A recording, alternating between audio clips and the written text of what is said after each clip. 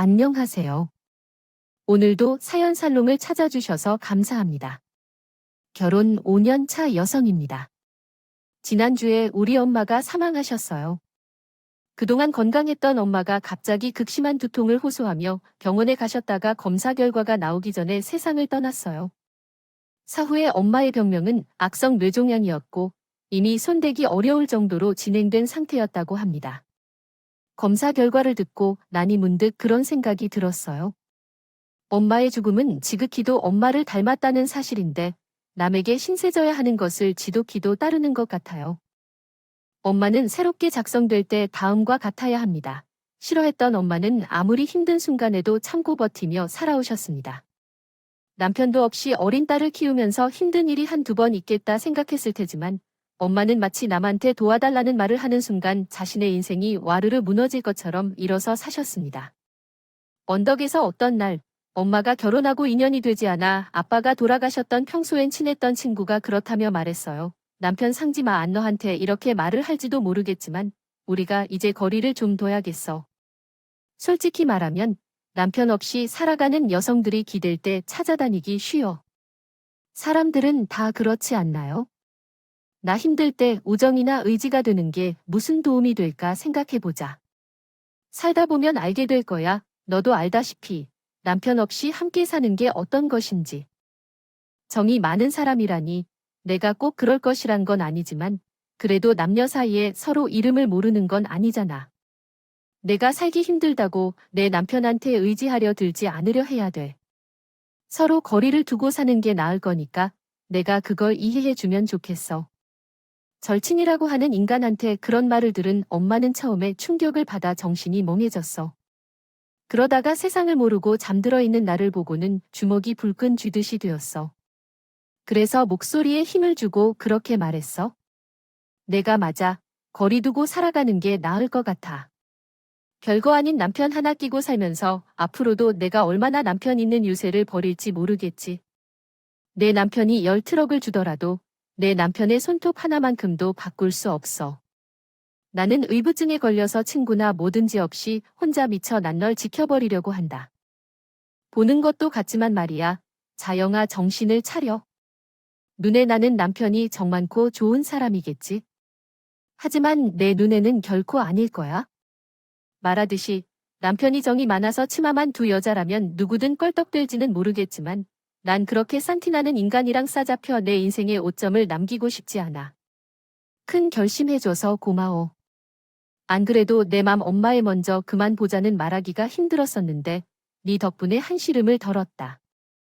그날 엄마는 20년 지기 친구랑 절규하면서 다짐을 한대요. 남편 없는 여자로 주위에서 손가락질 받지 않으려면 남한테 의지하지 않고 스스로 독하게 살아야겠다고, 그렇게 하나뿐인 딸 앞에서 당당할 수 있을 거라고. 그런 다짐을 한 엄마는 아기살처럼 부드럽던 손에 굳은 살이 있었어.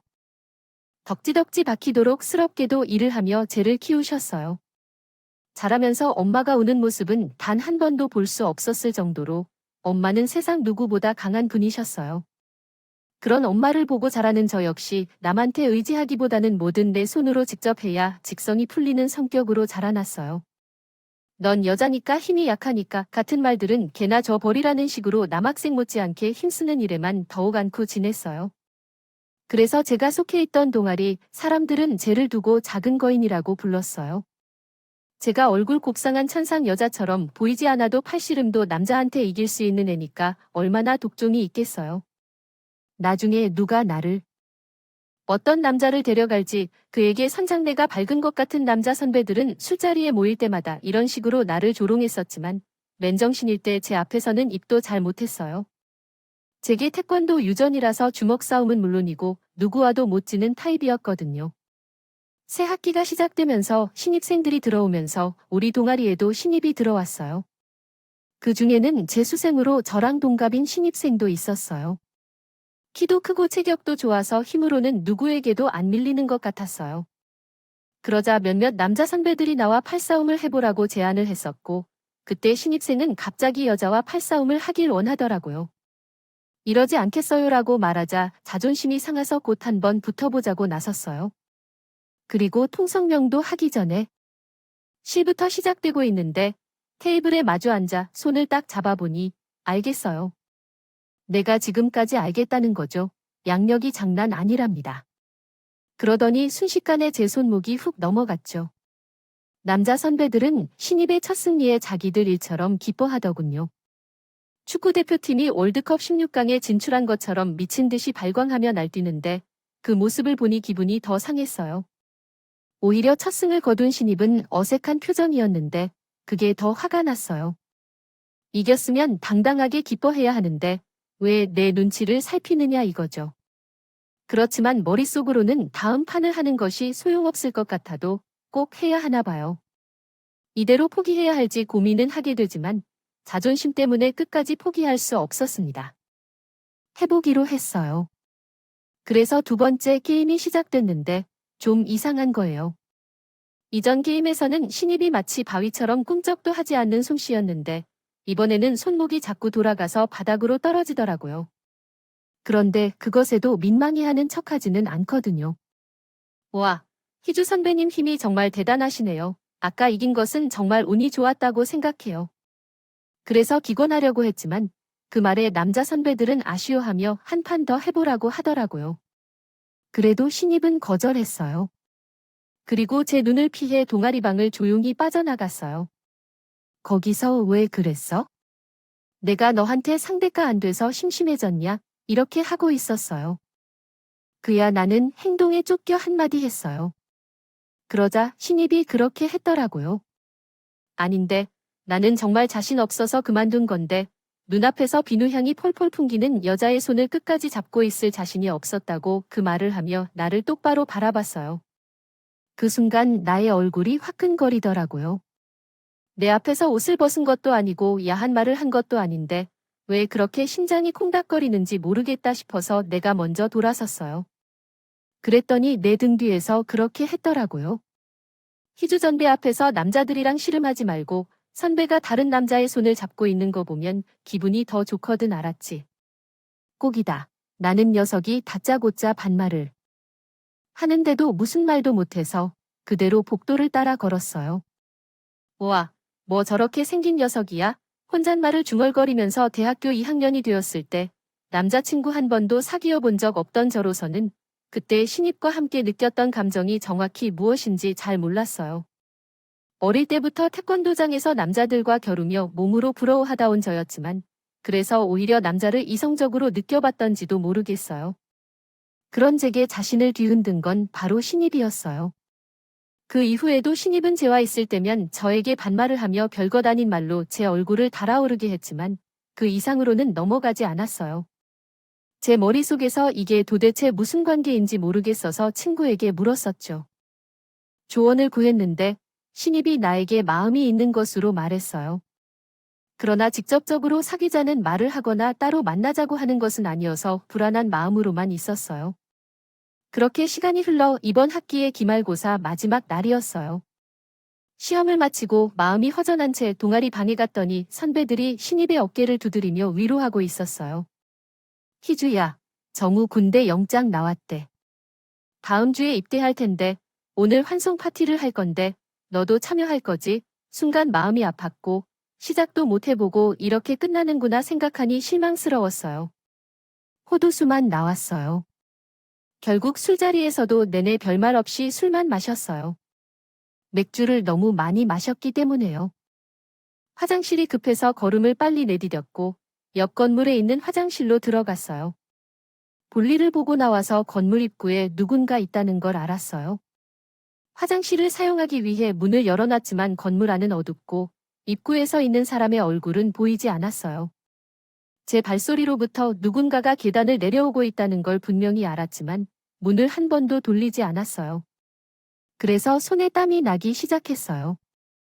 제가 태권도 유단자라고 해도 술을 먹은 뒤에 발을 뻗을 만한 공간도 없는 상황 속에서 상대가 흉기를 들고 있으면 꼼짝하지 못하고 당할 수밖에 없으니까요. 그래서 발걸음을 멈추고 상대가 건물을 나가기를 기다렸어요. 그런데 선배가 여기서 나타났어요.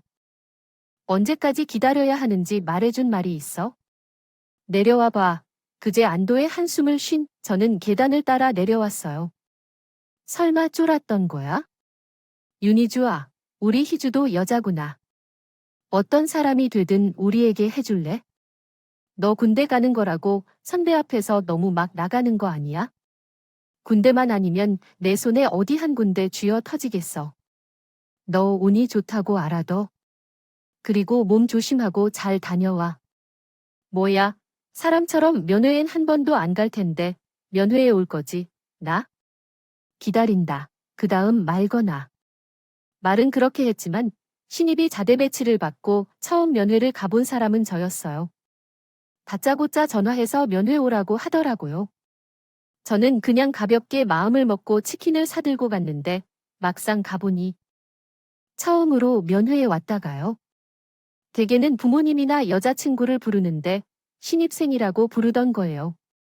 그런데 처음으로 면회 자리에서 저를 선택해 주신 걸 고맙게 생각했다는 이모 본 사이 피부가 까칠해지자 내게서 산 화장품을 주더라고요. 서로 투덕거리며 떠들다 보니 면회 시간이 끝나서 신입생을 뒤로 하고 부대를 나왔어요.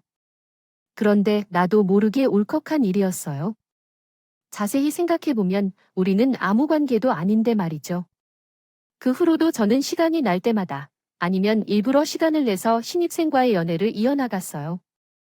서로가 사귀자는 말은 없었지만 신입생의 부대원들은 저를 신입생 여자친구라고 생각하고 있었고 저도 신입생도 그 말을 부정하지 않았어요. 그렇게 얼렁뚱땅 연인이 되었죠. 신입으로 만난 친구와 나는 대학을 졸업할 때까지 관계를 이어갔어요.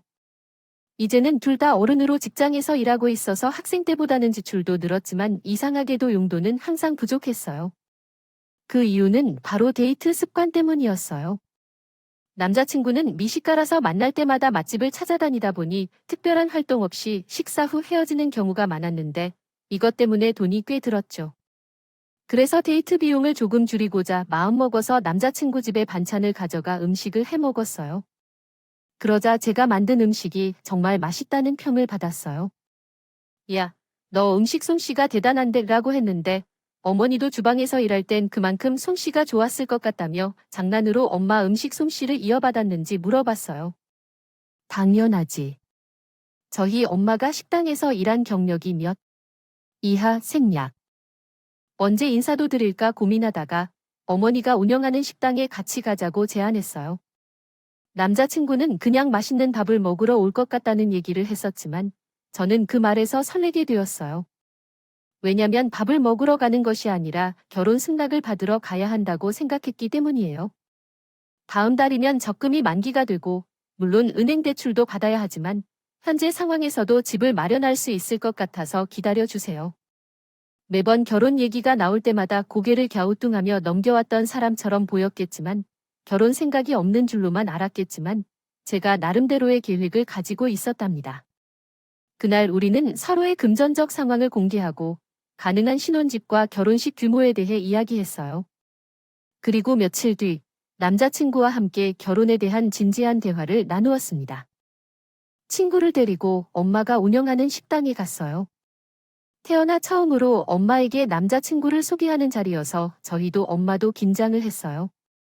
남자친구도 처음에 무척 떨린다고 약한 척을 했는데 저희 엄마가 만들어주신 닭도리탕을 한 입 먹어보고는 얼마나 맛있는 맛집 투어를 하러 온 것 같이 먹었어요.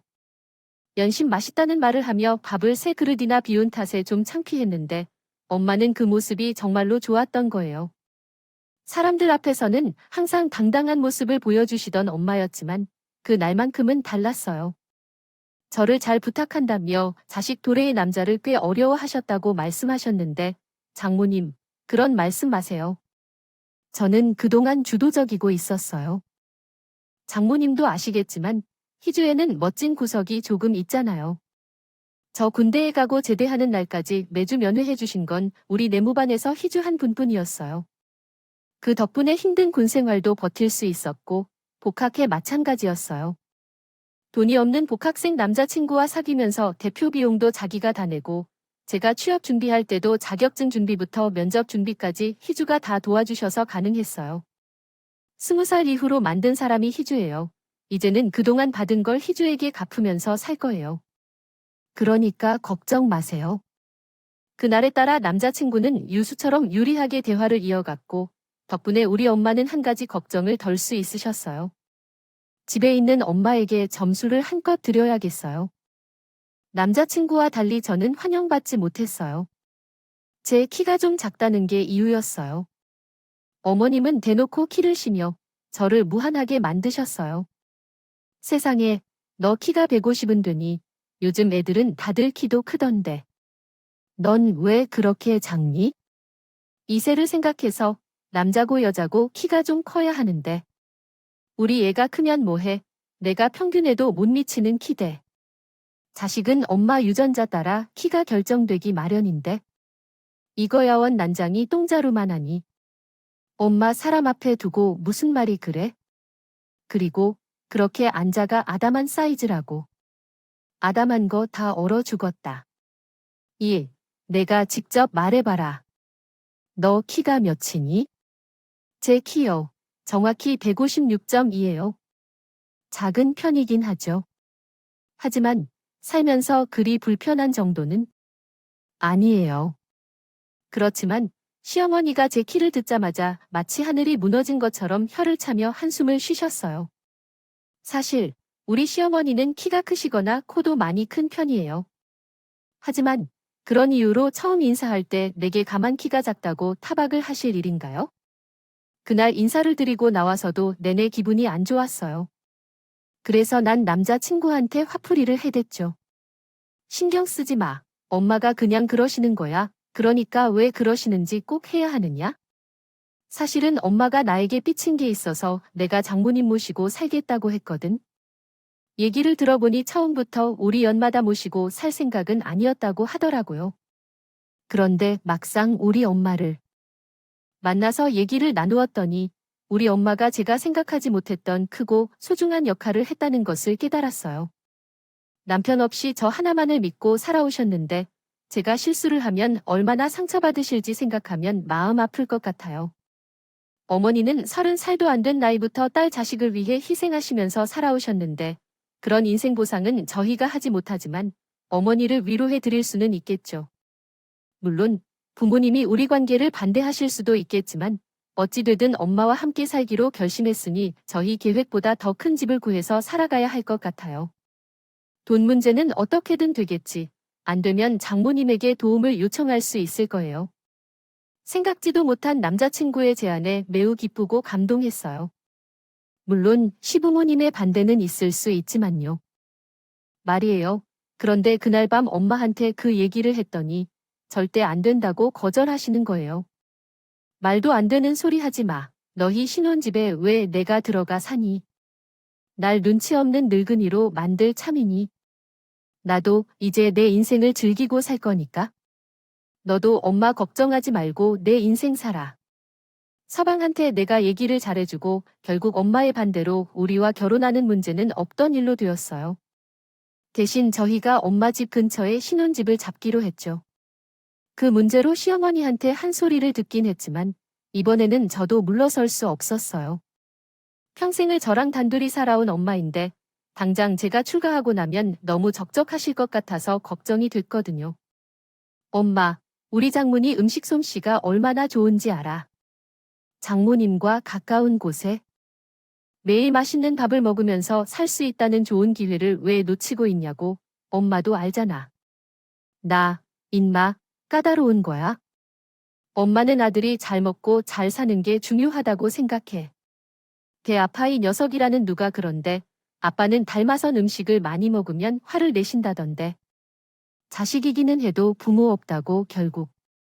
시어머니는 제 말을 따라주셨어요. 하지만 이 일이 나중에 어떤 결과를 가져올지 그때까지는 몰랐어요. 친정 근처에 살다 보니 가장 좋은 건 엄마의 도움을 자주 받을 수 있다는 거였어요. 집들이 때에도 엄마가 음식을 해주시고 평소에는 우리가 먹을 밥과 반찬도 엄마가 직접 만들어서 냉장고에 채워주셨거든요. 김치는 더 말할 것도 없고요. 남편은 음식 솜씨도 좋아요. 좋은 장문 덕분에 집에서 밥 먹는 시간이 제일 행복하다고 할 정도였어요. 그러던 어느 날 주말에 시부모님이 찾아와서 오랜만에 함께 식사를 하게 되었어요. 며칠 전에 엄마가 준비해온 파김치와 각종 밑반찬을 꺼내 상을 차렸습니다. 그런데 우리 엄마가 만든 김치를 드신 아버지께서 너무 맛있다. 어디서 사온 거냐? 고 물으셨어요. 아버지는 김치가 맛있다며 엄마 솜씨를 칭찬하셨고 파김치도 함께 드셔보셨어요. 태어나서 이렇게 맛있는 김치는 처음이라며 그날 아버지는 한우보다 김치를 더 많이 드셨어요. 우리 엄마가 만든 밑반찬을 맛있게 드셔 주시니까 저도 덩달아 기분이 좋아졌어요. 그런데 일이 얼마 후 큰 파장을 일으킬 줄 누가 알았겠어요. 한 일주일 정도가 지난 뒤였습니다. 아침 일찍 엄마가 커다란 김치통 2개를 들고 우리 집에 오셨어요. 엄마, 왜 이렇게 많은 김치를 가져왔어요? 저번에 준 김치도 아직 남아있는데 이거 우리 집 거 아니에요. 이북의 정서방 거예요. 엄마께서는 하나는 배추김치, 하나는 파김치라며 부탁하셨어요. 엄마는 가게를 열어야 한다며 서둘러 돌아가셨어요. 주말이라 늦은 아침을 먹고 남편과 함께 김치를 배달하러 시댁에 찾아갔어요. 그랬더니 아버님이 안방에서 달려나와 서둘러 김치통을 터셔서 한 입을 딱 떼어 드시고 시어머니께 밥그릇을 가져오라고 하셨어요. 안 그래도 사돈 김치를 먹을 생각에 점심도 굶고 있었어요. 여보. 딴 반찬 꺼낼 것도 없어 가위를 가져와서 배추 김치 대가리만 잘라달라고 아버지와 어머니는 내가 준 밥에 김치를 척 올려 드시며 연신 감탄했어요. 그런데 이날 이후로 매번 우리 엄마에게 김치를 부탁하시길래 뭔가요? 엄마는 그럴 때마다 배추 김치부터 파김치, 깍두기 그리고 갓김치까지 아버님이 요구하는 종류별로 김치를 만들어 보내셨어요. 김장 때에는 시어머니와 시아버지께서 우리 엄마 가게로 차를 타고 가서 큰 통으로 몇 개씩 김치를 가져가셨는데 한두 번이면 그렇다 쳐도 매번 김치를 그렇게 퍼가면서도 10,000원짜리 한 장도 내놓지 않는 모습에는 기가 찼지만 그럼에도 제가 서툴지 않고 한 소리 할 수는 없는 일이었어요. 남편 대신에 시어머니께 얘기 좀 해보라고 했는데 그에 대한 반응이 빨리 왔어요. 시어머니가 회사로 전화를 받고 있었어요. 했더라도 내 아들에게 김치를 시켜 먹으라는 말을 하더니 너네 친정 엄마는 더 하는 것 같아. 김치가 필요할 때마다 말을 하는 것을 우리가 가져가면 얼마나 가져갔다고 딸내미에게 조르르륵 고지질을 한다니 나를 김치 도둑 취급받으면서까지 너네 엄마가 김치를 퍼다 먹을 정도로 한심한 사람이 아닌가 싶어. 앞으로는 너네 친정의 김치를 받아먹지 않겠다고 말하니 너뿐만 아니라 너네 엄마도 내 아들에게 헛소리하지 마라. 기껏 공짜로 김치를 받아먹고 오히려 큰소리치는 꼴이라니 어떻게 이렇게 염치 없는 사람들이 있을까? 그렇지만 말은 이렇게 하면서도 다른 방법으로 사람을 엿먹이지 뭐라고 하는 거야? 공짜로 김치를 받아먹지 않는다고 한 말이 무색할 정도로 아버님이 하루가 멀다고 하시고 우리 엄마께 찾아오셨어. 처음에는 지나가다가 밥대가가 되어서 식당에 들어가셨네. 들어왔을 때는 그것이 사돈 가게인 줄은 몰랐다는 궁색한 변명이었다. 그러나 하루 이틀이 지날수록 의외로 매끼 식사할 때마다 찾아와 한자리를 차지하고 공짜 식사를 하고 가셨거든요. 명색이 돈인데 우리 엄마가 밥값을 받을 리가 없었죠. 그걸 이용한 것인지 아니면 정말 우리 엄마 음식이 입맛에 맞아서 그랬는지는 모르겠지만 아버님은 그 후로 툭하면 친구들을 모시고 우리 엄마의 가게에 오셔서 식사를 하셨어요. 매번 공짜 밥을 드시고 가실 때는 짜 커피까지 한 잔 뽑아 들고 나가는 걸 잊지 않으셨죠. 되게 이런 경우는 대접받는 사람이 미안해서 찾아가지 않는 경우가 많은데 우리 아버님은 눈치가 없는 것인지 뻔뻔한 것인지 아무 거리낌 없이 우리 엄마의 식당을 드나 드셨어요. 그러면서 자연스레 김치까지 다시 받아서 먹기도 했어요. 출산을 위해 아버지가 산후조리를 돌봐주시던 엄마는 곧 휴가가 끝날 저를 위해 아이를 돌봐줄 것이었습니다. 엄마가 그래서 식당을 경영하며 힘들어하지 않도록 도와주기로 했어요. 그동안 쉬지 못하셨던 엄마는 제가 돌봄을 맡은 후 친구에게 가게를 넘기고 쉬려 하신다는 소식이 가장 반가웠습니다. 엄마가 아이를 돌봐주시면서 저는 회사로 돌아가도 안심이 될 뿐만 아니라 베이비시터를 고용할 돈을 엄마한테 드릴 수 있게 되었으니까요. 그렇게 돈을 모아서 저희 집을 확장할 수 있는 날을 기대하며 재정적으로도 잘 준비할 수 있을 것 같습니다. 엄마는 그 돈이 없어도 살만하니까 가게를 넘겨받은 친구가 목돈이 없다고 해서 매달 매상 잠금을 보내기로 했거든. 그것만 받아도 엄마는 충분히 먹고 산다. 그러니 돈 걱정은 하지 말고 얼른 돈 모생 생각이나 해야 해. 그것은 그것이고 이것은 이거니까. 어차피 엄마가 아니었어도 이 돈은 나가야 할 돈이었어요. 에이, 봐주니까 내가 더 안심하고 일할 수 있잖아. 그게 어디야. 나도 그렇고, 의도도 그렇고, 엄마가 이 돈을 안 받으면 미안해서 엄마한테 못 맡겨. 그러니까 그냥 받아야 되는 거예요. 안 받겠다던 엄마는 그럼 나도 애를 안 맡기겠다고 버티자 할 수 없이 받으셨어요. 그래서 엄마가 가게를 그만두셨다. 더는 시아버지도 저희 엄마 가게에 드나드는 일을 그만두게 되셨죠. 하지만 그 놈의 김치는 여전히 있었다. 얻으려고 했었어요. 다시는 제 엄마가 김치를 먹을 것 같지 않다며 큰 소리를 쳤던 시어머니도 언제부터 이렇게 열심히 받아들이는지 놀랐습니다. 손주의 살림을 돌봐주고 몸이 10개라도 모자란 판에 제 시어머니 대신 김치를 담가준 지어 씨의 모습을 보면서 한편은 미안해하고 한편은 화가 나기도 했어요. 예전이라면 말 못하고 냉가슴만 앓았을 텐데 아이를 낳고 나니 저도 어떻게든 말을 꺼내게 되었죠. 어머님, 매번 우리 엄마에게 김치를 달라고 하시는 것 그만두시면 좋겠어요. 엄마가 식당 하나 차리거나 어떻게든 배려해 주실 테니까 요즘은 우리 엄마가 주빈이를 돌보면서 계시잖아요. 아이를 보느라 벅차올 텐데 언제 김치를 담겠다고 하셨는지도 기억나지 않아요. 시어머니가 나한테 직접 말을 걸어온 것도 아니고 저도 시집 온 지 5년이 다 돼가네요. 엄마가 김치 받아 드셨으면 이제 그만할 때도 되지 않았어요. 딸 가진 부모가 죄인은 아니에요. 안 그래요, 어머님? 게다가 일전에 어머님이 하신 얘기도 있고 자기 입으로 더는 공짜 김치 안 얻어 먹겠다고 한 것이라고 해요.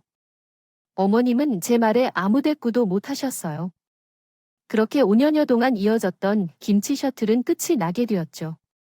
하지만 사람 일은 모르는 거라고 두통이 심하셔서 병원에 갔던 엄마가 검사 결과가 나오기도 전에 세상을 떠나셨어요. 출근 시간이 다 되어 가는데 엄마가 오시지 않아서 집에 찾아가 봤더니 주무신 채로 하늘나라로 가셨더라고요.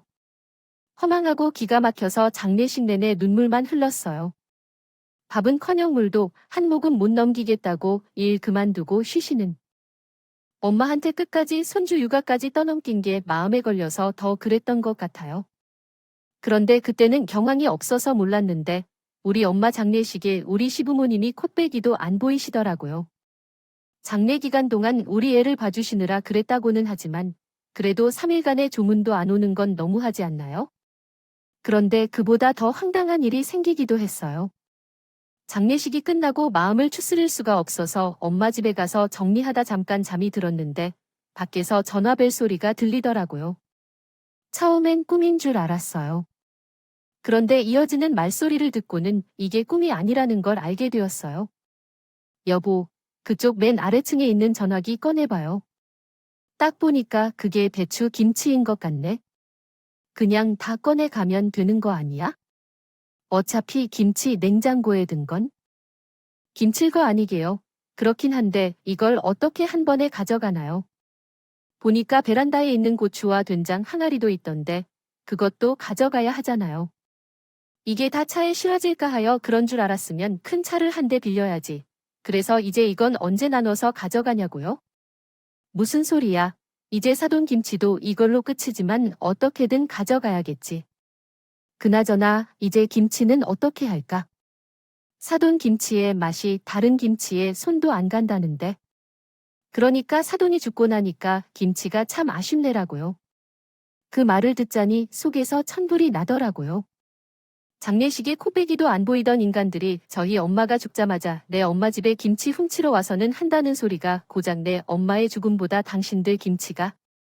아쉽게도 안방에서 숨을 죽이고 있던 나는 그대로 주방으로 나갔어요. 방에서 나와 만나자 시부모님은 귀신을 본 사람처럼 소스라치게 놀라셨어요. 어머, 예, 내가 왜 거기서 나오니? 그건 제가 물어보는 것일까? 왜 두 분이 우리 엄마 집에 계세요? 우리 엄마 냉장고를 뒤지고 있냐고요? 그간 그렇게 우리 엄마 김치를 퍼다 드셨으면 최소한 마지막 가는 길에 인사하는 정도는 해야죠. 이렇게 돼서 김치를 훔치러 온 게 아니라 그간 덕분에 잘 먹었다고 감사 인사해야 맞는 거 아니냐고요? 두 분 참 대단하시네요. 그깟 김치가 뭐라고? 인간이기를 포기하고 계실 거라 생각하면서 저로서는 정말 이해가 안 되고 이해하고 싶지도 않네요. 아가, 이 심장은 이해가 되면 너도 잘 생각해봐. 사돈도 없네. 계신데 남은 김치는 어떻게 처리할까요? 섞어 먹을 수 없어요. 그런 게 저희들이죠. 그래서 올 것이기 때문에 너무 속상해요. 우리가 맛있게 먹어야 너희 어머니도 좋아하실 것 같아요. 아니, 아버지가 좋아하시는 김치의 얘기를 하면서 저는 미움을 가졌어요. 그래서 아버지께서 만든 김치통을 빼둬서 김치를 꺼내 얼굴에 던졌어요. 그래, 집에 가져갈 필요가 없어요. 좋아하는 김치를 여기서 다 드세요. 배추 김치도 드시고 알타리 김치도 드세요. 다 드시라고요. 김치로 싸대기를 맞은 시어머님은 무슨 짓이야 하며 호통을 쳤어요. 악을 쓰며 싸움을 벌였어요. 뒤늦게 시어머니 전화를 받고요. 달려온 남편은 김치로 난장판이 된 집을 보고는 깜짝 놀랐어요. 그리고는 바닥에 주저앉아 통곡하는 저를 달래기 시작했죠. 아버님은 담배를 뻑뻑 피우시며 며느리한테 김치 싸대기를 맞을 줄은 몰랐다며 말세라고 한탄을 하셨고, 어머님은 제가 보고 배운 게 없어서 밑바닥이 드러난 거라며 비아냥거렸어요. 그러자 남편이 두 분을 노려보며 말했어요. 이 사람 경험 없을 거라고 대신 정리해 주시겠다고 비밀번호를 물으신 거 아니었어요? 아니면 정말 장모님 김치 훔치려고 오신 거예요? 그런 거냐고요? 예, 아무래도 우리가 김치 훔치러 온 거예요? 그저 온 김에 김치 상할까 봐 들고 가자 했던 거지. 그걸 제가 곡해하고 이 난리를 친 거 아니에요? 어머님께서는 되려하지 않는 변명을 하셨습니다. 어떤 일이 있었던 것이겠죠? 하고 하신 말씀에 내가 반신반의했는데 이게 목적이었던 거였죠. 저는 어머님의 아버님의 자식이에요. 다른 사람은 속여도 저는 속지 않는다고 느끼는데요. 그동안 살면서 두 분이 보여주신 한심하고 찌질한 모습을 누구보다 잘 알아요. 왜냐하면 제가 그렇게 보고 배운 것이 없기 때문이에요.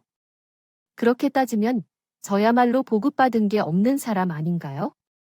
부모를 잃고 마음이 아픈 며느리의 심정은 아랫사람 없이 자기 입맛에 맞는 극과 김치만 먹으며 정신이 팔려 도둑질하는 파렴치한들 밑에서 제가 무엇을 보고 배워야 할까요?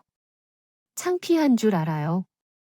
적어도 두 분이 인간이라면 모든 것을 내 잘못으로 돌리기 전에 자신들도 스스로 반성하셔야 합니다. 오늘 이 시간부터 두 분의 자식으로서 그만할 생각입니다. 아이에게 지혜롭고 배려심 있는 부모가 되기 위해서라도 두 분 자녀 그만두는 걸로요. 그러니 당장 집을 나가주세요. 남편은 시모님을 내쫓고 바닥에 내던져진 김치를 치우기 시작했어요. 바닥에 뒹굴어 더러워진 김치 외에도 남아있는 김치는 냉장고에 넣으면서 그러더군요. 장모님이 남겨주신 마지막 김치는 아무도 주지 말라며 엄마를 생각나게 할 때마다 조금씩 꺼내 먹으라고 하고 있어요. 이 김치를 다 먹고 나면 그래도 장모님을 떠날 마음의 준비가 되겠냐고 말이에요. 서둘러 애쓸 필요 없이 천천히 마음을 다듬어 준비가 될 때까지 충분히 허망해하기를 말하고 있어요. 그 말에 남편을 끌어안고 한참을 울었습니다. 그 후로 시댁에 가는 일은 없었어요. 연락을 끊고 살고 있는 상황입니다. 아버지와 어머니께서 손자를 보고 싶어 하셔서 주말에 집까지 찾아와서 밖에서 애원하고 계십니다. 그러나 남편이 문을 열어주지 않았어요. 가족이라도 일방적으로 상처만 주는 사람이라면 연락을 끊는 것도 한 가지 방법이 될 수 있습니다. 엄마 사고가 끝난 지금에도 아직 엄마를 떠나보지 못했지만 엄마 김치가 바닥을 드러낼 때쯤이 되면 마음이 더 가벼워질지도 모르겠어요. 비록 엄마는 떠나셨지만 제 곁에는 사랑하는 남편과 아이가 있기 때문에 힘내서 살아보려 합니다. 쓰다 보니 엄마를 그리워하네요. 제 이야기를 들어주셔서 감사합니다. 항상 건강하시고 행복하세요. 여러분의 응원과 현명한 조언을 기대해요. 구독은 제게 큰 힘이 됩니다. 오늘도 좋은 일이 가득하길 바랍니다.